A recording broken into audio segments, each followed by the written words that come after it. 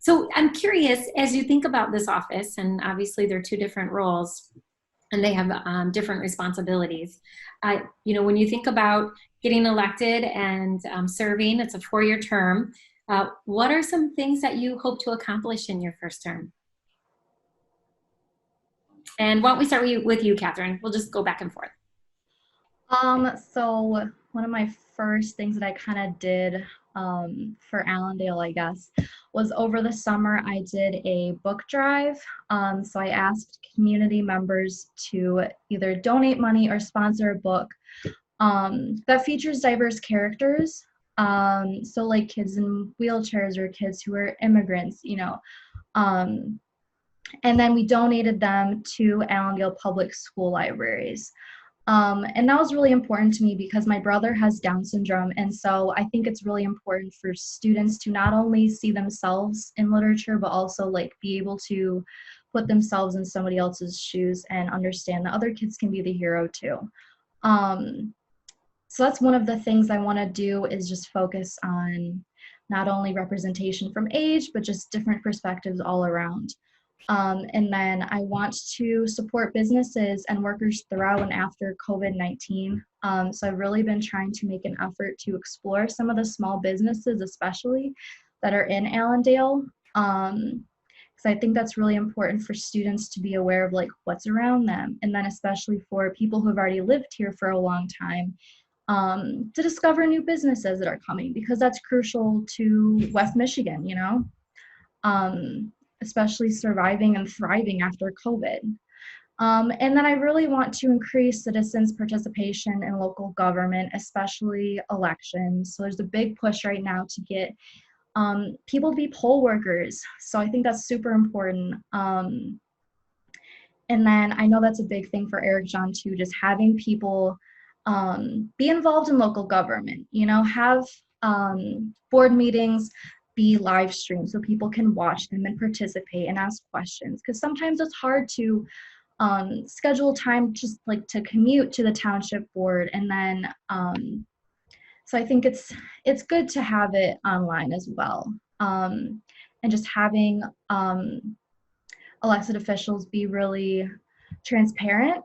And I think that's something that I can really bring, is that like this is my first time in politics. So like I'm learning all of this too. And I really want to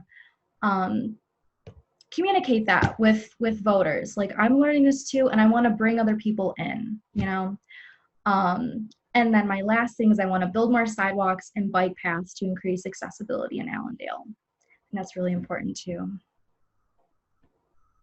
Those are all really great priorities. The interesting thing too is once you're elected, you'll be in a position to not just encourage young people to get involved as poll workers, but you'll be in a position to make recommendations for people to serve on boards and commissions, like your planning commission and your board of zoning appeals.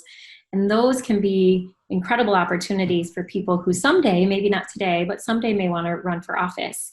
And you can provide opportunities for them to try it out and to learn and to get more engaged in that way as well. So. Absolutely, yeah. Yeah. Eric John, how about you? What do you hope to accomplish?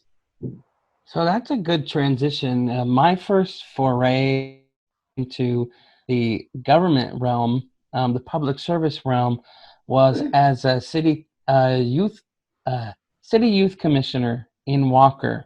So when I was a junior and then a senior in high school, the city of Walker does this cool program with Kennewick Hills and West Catholic and a couple other schools, some smaller private schools in Walker, where you can become a youth commissioner and you learn all about city government, and they turned us into poll workers, which is a great idea. So at 16, you can start working the polls, and I've been working the polls since I was 16 in almost every election. And so that was my first foray into the role of governmental service. You also touch base, Mayor Bliss, on the importance of those boards and commissions that you as a team, as a board, appoint and that Katherine, when she gets into office, can definitely make recommendations as well. And so one of the main things that I talk about in this election is similarly to the demographics point that Katherine mentioned, um, my township is increasingly more diverse in Alpine Township, but our boards and committees don't reflect that. So at the local level, we really haven't kept pace with the diversity of all the different people that are at the table. I actually, part of the reason I'm running for this office is once I was a school board member, I reached out and I said, hey, I really love Parks and Rec stuff also, like a real Leslie Nope. And I wanted to apply to be on the township's Parks and Rec committee because they run a couple softball fields. I'm a baseball and softball official. I thought it'd be right up my alley. And this was a couple of years ago, and I was told that there's not a standard process to do that, and that there are no vacancies. And I said, okay, well, when are the vacancies? And they said they come up every year, but typically we have the same people. So sorry, but we can't use you. And to me, that sent a clear message because I know I'm one of the very engaged young people in my community. But for the folks that don't take that effort to reach out, where are they at the table? So one of the main things that I talk about is increasing the diversity of our boards and committees and really making sure that it's not just folks that would normally seek this sort of thing out, like myself, but how do we actively engage with the smaller communities within our township to make sure those residents feel that they have the ability to get involved at the local level. And I'm sure there are some other great people out there that would love to be on the Parks and Rec board also, and they might be super skilled at it, but just no one's asked them yet. And you're right as well, Mayor Bliss, about the potential for that to be for folks to get their feet wet and decide if maybe one day they do want to run for public office because they've had that experience. Some other stuff I talk about is getting prepaid postage as clerk. I think, or as a clerk candidate, I think it's really important that absentee voting is as easy and accessible as possible. And so I'd love to see us get prepaid postage on all absentee ballots, which we can do at the local level, and talk with the county about doing that. Oakland County's commission allocated funds to do that across the county, as well as getting more drop boxes in densely populated parts of our community. And something else I'll mention is because I have the mayor on the call as well, this is something that you might have a little leverage on as well. And that's expanding the rapid bus route into Alpine Township. I approached my township board about this because we have some densely populated parts of our community that are just off of the Rapids routes. And I live in a mobile home park with my parents, and we've always been taught that, you know, what we have to share. And we've had several of my friends, me and my two brothers, we've had several friends that have stayed with us for periods of time, but it's very hard for someone to get back up on their feet when they feel like they're a burden because they don't have access to public transit to get to a job. Now, of course, we drive them, but it is all about empowerment. If government can empower the people it serves, then you're doing something right. So I'd love to see us expand the rapid further up Alpine Avenue and over to Alpine Meadows Community Park so that more residents are able to take advantage of all the opportunities in Alpine Township and the surrounding areas. Well, I could not agree more. And sir, I serve on the Rapid board, and I can tell you that expanding services has been a priority.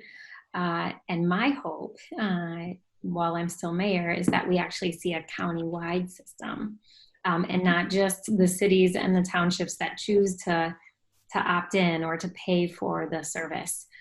So maybe once you're clerk, we can band together to make that happen. So a few thoughts that, as you all were talking, that came to my mind is you do have an incredible opportunity as an elected official to try new things and take on new things.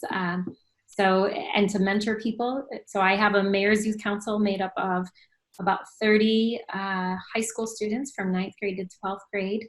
And they spend the whole school year with me multiple times a month. I also have a Next Gen advisory board, a group of amazing millennials that I meet with monthly, and they shadow me at meetings that I attend, and I'm always encouraging them to step up and get more engaged. And then on the appointment side, both of you are absolutely right. So what often happens, and it was true at the City of Grand Rapids, is that people get appointed to a board or commission, and very often they're just reappointed term after term after term. So when I became mayor, I did an analysis of the demographics of everyone who serves on our boards and commissions. And we have about 400 people that are serving on boards and commissions in the City of Grand Rapids. And when I, 5 years ago, when I broke down those demographics, what I found is that almost 70% of the people serving on our boards and commissions were over the age of 62 and were Caucasian and were men. And what I did is I looked at the whole process. I started breaking down all the demographics for each board and commission. And then every time somebody's term was up, they would have to reapply, and they would be considered along with anyone else who was interested. So there wasn't this automatic reappointment. And then as we made appointments at the end of the year, we would look at the demographic breakdown of the board or commission to try to increase diversity with gender, with race, with age, we added LGBTQ as a priority because we really want our boards and commissions to reflect the census, of our city. And so that's something, if either of you want to learn more about what we did, I also completely changed the application process. There were some antiquated questions on there about criminal history and, in my opinion, barriers to people to serve. And so a lot of those questions were removed, ones that I thought were biased. So the beauty of stepping in new to a position is that you can look at things with fresh eyes. And you can ask the question, why are we doing it this way? What is the potential negative impact of continuing to do it this way? Who are we leaving out of the process? And so you'll both be in a position to do some of that work as an elected official.